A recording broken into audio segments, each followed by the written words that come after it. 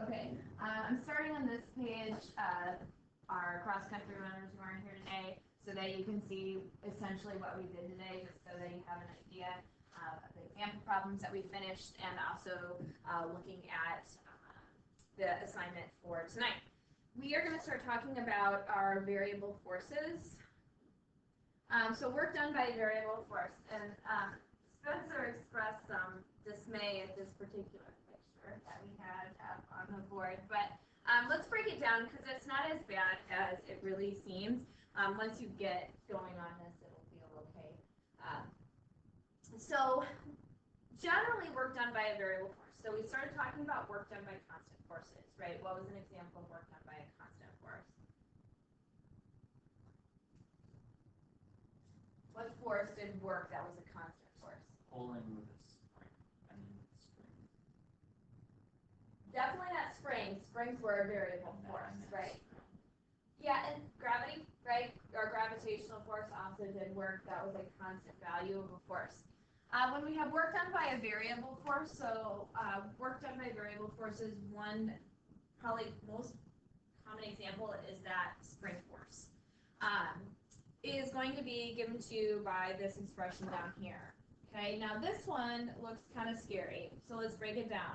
So it essentially says work is equal to the integral of the force vector, and then we have that dot there, which means our dot product, times our displacement vector, right? This is actually a three-dimensional statement. We can't work in all three dimensions like at the same time. And so it is much simpler to think in terms of single dimensions. And so we break that down into a single dimension, and this is actually what is very useful. So while what's in red, the red box here, is what's on your AP equation sheet, in practicality, you're really going to be using this statement here. So let's dissect it a little bit, and let's use the graphic to help us understand it. So this is just saying that the work done on by a force, I should say, by a force, is given by the integral of the force force as a function of x dx. Remember that dx are those little differentials, those are those little teeny parts. So if you hop over to your graphic over here on the right-hand side, we have our force function. That's that nice curve up there at the top. And then if we look down below, we get these little delta x's. They switch it into, in figure B, they like make those small. And then they take them, instead of making them deltas, now they're going to make them dx's. They're going to make them even smaller. We're just going to take them smaller and smaller and smaller. But notice what we have. We have an area shaded under. So when you see an integral, I want you to think two things. I want you to think add up and area, because that's really what you're doing. And yesterday we talked a little bit about how an integral mathematically is like an antiderivative. It's the opposite of the derivative.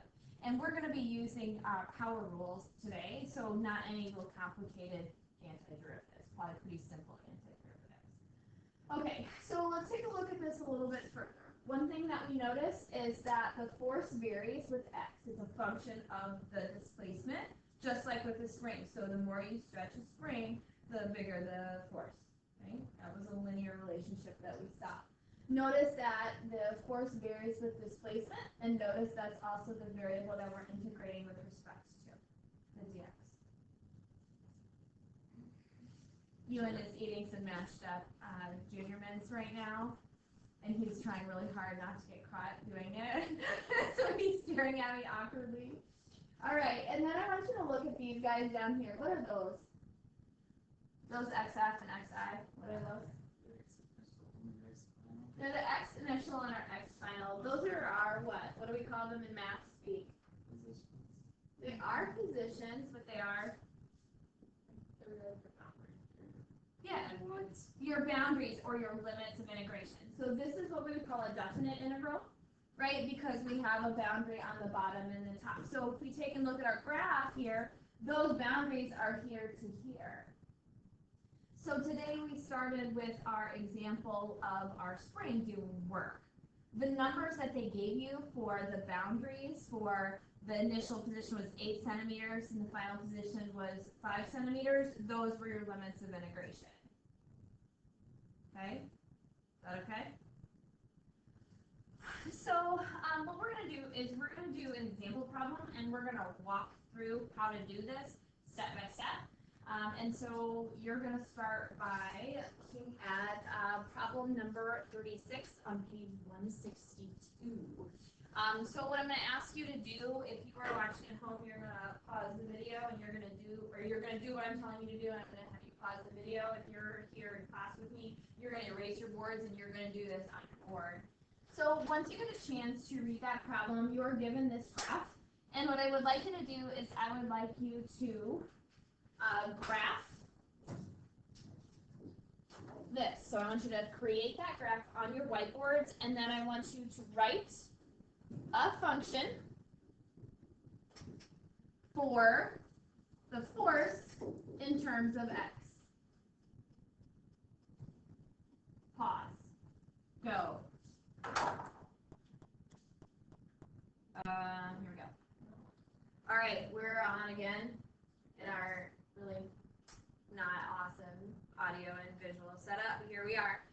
So we had a quick discussion while we were paused that we wanted to draw our force graph, and we simply took our acceleration values here times our mass of 10 kilograms to get our net force that's acting on the brick.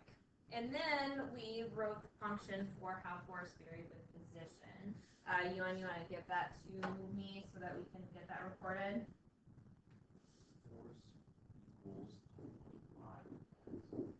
2.5. All right, so our slope. You could go directly from your acceleration graph because the slope of your acceleration graph is 2.5, and you could multiply that by your mass of 10. So you could go directly there. I wanted to make sure that we just made a connection between our varying force on the brick and then that being our function that we're going to integrate. Okay?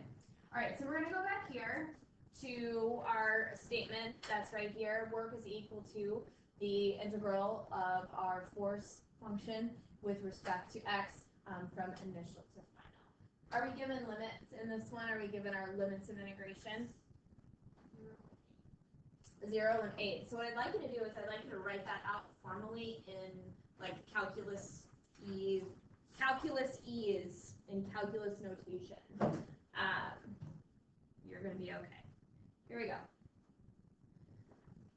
So work is going to be equal to the integral of the function 25x dx, and we integrate that from 0 to 8 meters. Am I reading that right? Ooh, I forgot my x here, didn't I? Got my x. I said it, but I didn't write it.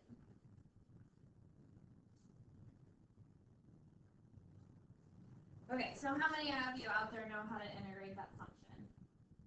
Alexis, you want to enlighten us? So what you're going to do, at least for this 25x, you're going to basically go opposite of the derivative, so you're going to increase the power by 1, and you're going to divide it by. Yes. Yeah. So what this becomes is we need to power up, right? We need to take, instead of powering down, we power up. And so this is going to become x squared. And then our coefficient is going to be 12 and a half. So just pause for a moment. And if you were to take the derivative of that, notice it would be 25x, right? So we just powered up instead of powered down. You'll get more of this in calculus middle of next semester. You're going to be like, that's so easy, right? Yeah. It's different, the line in the back of your two. Yep, that was coming next. So then we need to evaluate our function, right? So we need to evaluate our function from one place to the next, from our limits of integration. So from 0 meters to 8 meters, we're going to integrate that function.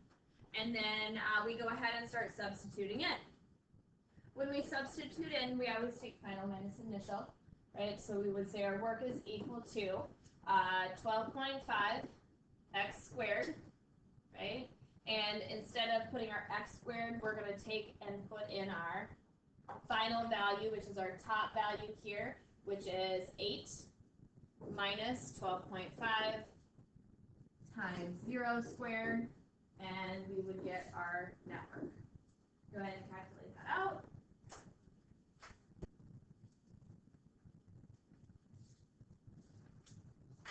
Which is 800 unit. So integrals suck. No, integrals don't suck. Unit Joules. joules. Okay.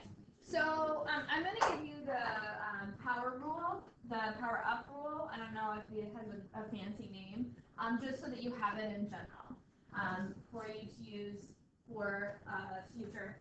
So the integral of any sort of function that is to a power is going to be equal to that same variable m plus 1, right? Because we got to power up. But in order for, when you take that derivative, in order for that to be the same as your original function, you got to divide that by m plus 1. This is not true when the exponent is a negative 1. Then you're getting, I think, logs and natural logs going on. Like, yes, your natural log. Okay, so just, if you think about that in the context of what we just did, that's pretty straightforward and simple, and you're going to get a lot more information in your calc class about that. So I'm just going to let Mr. Boone take care of that, but we need to be functional for what we are doing right now, so we need that below, okay? And so if we look at this, isn't that what happened here? So we took our exponent and we added 1, so our exponent here was 1, we added 1 to 2, and then we divided this by 2. Right? So we end up with 12 and a half. And we added 1 to that, and then we divided, or we added 1 plus 1 to get the 2 on the bottom to give us the 12 and a half. Okay? We're adding up the area underneath.